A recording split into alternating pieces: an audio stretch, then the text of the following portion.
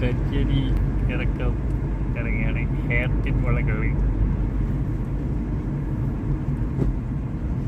ഇവിടെ നിന്ന് താഴത്തേക്ക് 5 ഹെയർ പിൻ വളവുണ്ട് എന്നാണ് എഴുതി വെച്ചിട്ടുണ്ട് കാണുന്നത്. ഫസ്റ്റ് ഹെയർ പിൻ വളവ്, ഹെയർ പിൻ വളവ് ഇവിടെ നിന്ന് പോകുമ്പോൾ 5ാമത്തത്, താഴ്ന്ന മുകളിലേക്ക് 5ാമത്തത്. ഇത് ഇവിടെ നിന്ന് ഫസ്റ്റ് ഹെയർ പിൻ വളവ് 5.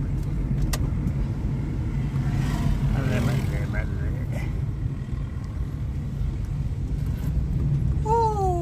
നല്ല പോയാൽ മതി.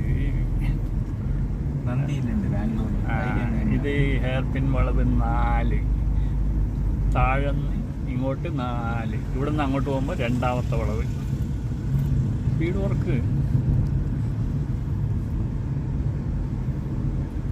നിങ്ങൾ വ്ളോഗിങ്ങിൻ്റെ ഇതിൽ അതൊന്നും വേണ്ട.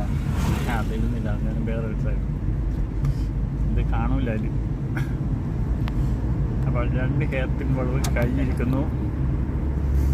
അടുത്ത് 3ാമത്തേലേക്ക് നോക്കാം. 3ാമത്തെ അവിടെ ബോർഡ് കാണുന്നുണ്ട്. 3ാമത്തെ ഹെയർ പിൻ വളവിലെത്തിയിരിക്കുന്നു. 3ാമത്തെ ഹെയർ പിൻ വളവ്. അയ്യോ അയ്യോ. 3ാമത്തെ ഹെയർ പിൻ വളവും കഴിഞ്ഞു. മുന്നോട്ട് പോകുന്നു, മെല്ലെ മെല്ലെ പോകുന്നു. ഒരുപാട് വണ്ടി 3 5 ഉണ്ട്. ഇങ്ങോട്ട് കുറേ എണ്ണമുണ്ട്. തെയ്യമെല്ലാം അടിപൊളി. നല്ല നല്ല. അങ്ങനെ നമ്മൾ അടുത്ത ഹെയർ പിൻ വളവിലേക്ക് പോവാണ്.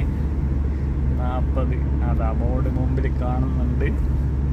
ഹെയർ പിൻ വളവ് 2, താഴെ നിന്ന് മുകളിലേക്ക് 2. ഇപ്പോൾ നമ്മളിത്